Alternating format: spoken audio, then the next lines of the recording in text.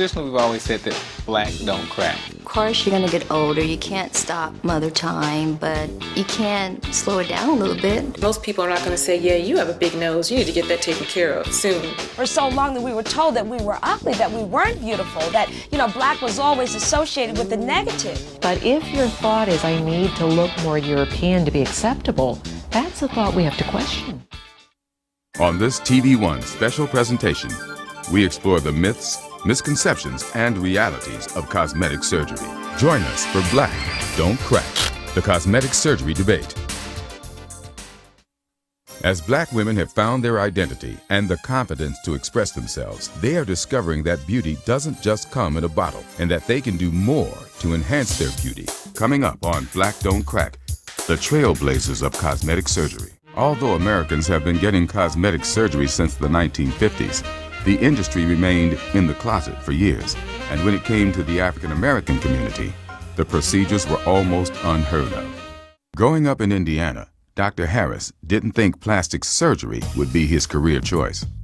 I thought I wanted to be an architect at one point, and I realized that, engineering and architecture is fine, but I didn't like math as much as the biological sciences, and I ended up in medicine. And I feel now that, through this merger of my past and where I am now, I am an architect. I'm just an architect of the face. And I've always had this appreciation for balance and harmony, and got a sense of fulfillment when I saw things that looked appealing.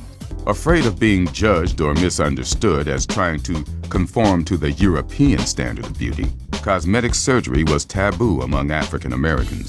Although Jill Smith was confident in the final result, her family didn't quite understand why she wanted a nose job. They weren't too happy. My sister, for example, wanted to know who was I trying to look like. There's nothing wrong with my nose. I'm just fine. What's the issue, so to speak? I didn't take her serious. I thought it was just, an extension from her early childhood, that she wanted to do something different. This is another fad or phase she was going through. So I basically laughed at her.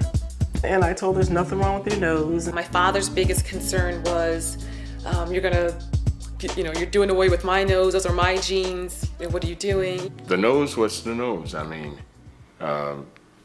we're black folks and we have certain characteristics, and to be ashamed of it and to want to change it because you're ashamed of it, it means that you're ashamed of your mother and your father and your community.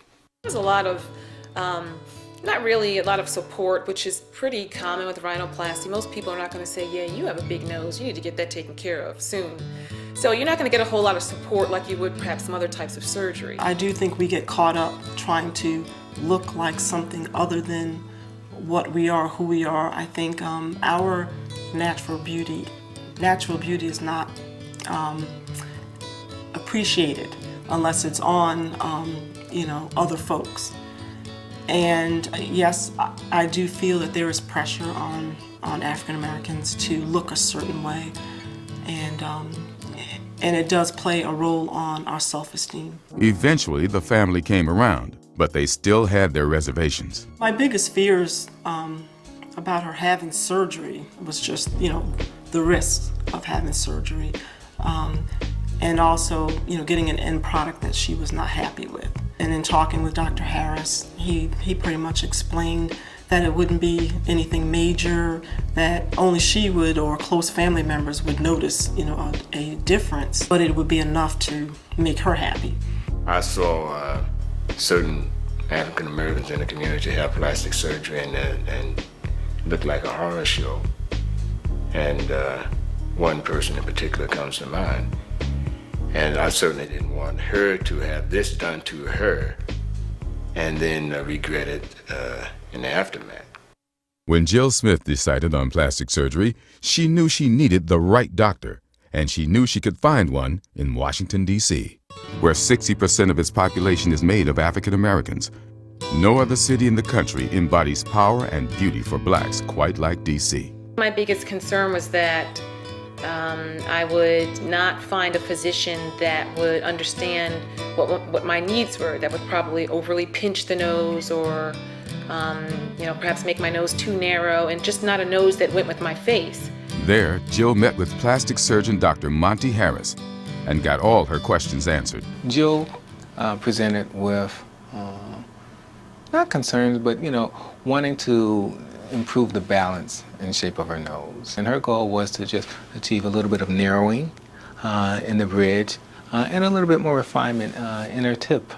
Dr. Harris put Jill at ease after discussing the procedure and giving his own natural look approach. It's not the type of operation that I want people coming up to my patients saying, "Hey, did you have your nose done?" But my patients really recognize the changes that we've made and appreciate the changes. The taboos of cosmetic surgery with African Americans primarily relate to this loss of cultural identity or racial identity. And from the standpoint of those type of procedures that may have that impact, primarily centers on rhinoplasty or nose reshaping, and people that may endeavor to change the shape of their nose, somehow that causes them to lose a little bit of who they are as an individual. So the majority of the taboo has focused around rhinoplasty for African Americans. And most importantly for African American faces, Dr. Harris, a specialist in facial plastic surgery, provides for his patients a security that white plastic surgeons can't offer. We have a similar, to some degree, aesthetic and understanding of what it means to have a black nose, what it means to have more African facial features, and that plays out. In spite of the still existing taboos, African Americans are having cosmetic surgery and loving the results.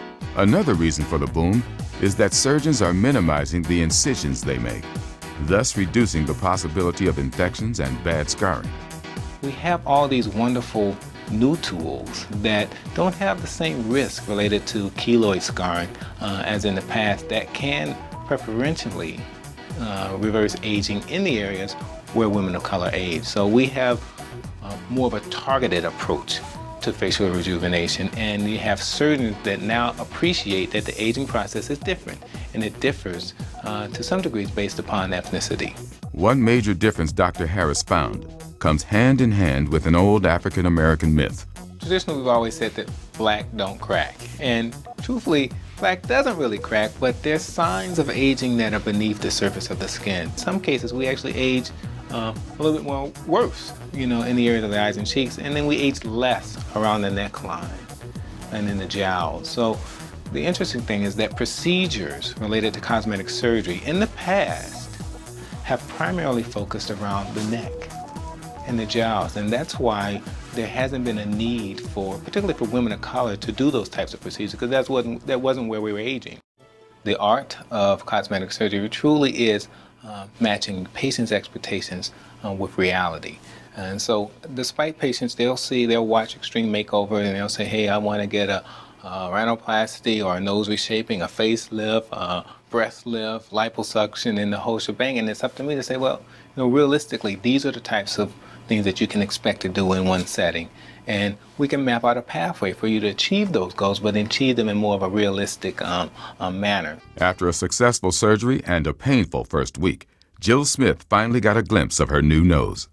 That was really, really exciting because I could immediately start to see the bridge, the sides of the bridge begin to come together, a little bit more narrowing, but it still wasn't obviously where I wanted it to be. Today, Jill's recovery is still in its beginning stages, but Dr. Harris's work is already noticeable. She's sort of right in that period of time of about 6 weeks out or so, where you can see that, hey, this is a pretty significant difference from where I was before, and she's quite pleased. When I look in the mirror, I know that it's not a finished product yet. It's a long recovery process, and it can take up to 12 months before you see what the final end result will look like. But so far, even with my nose swollen, it's still smaller than what my nose was before, so I'm very pleased. In spite of the inherent risks involved and the stigma that is still attached to cosmetic surgery, more and more African Americans are considering going under the knife. As in the case of Jill, her rhinoplasty did more than just raise her self-esteem. It also shifted her father's point of view. It changed my opinion about how black people look at plastic surgery.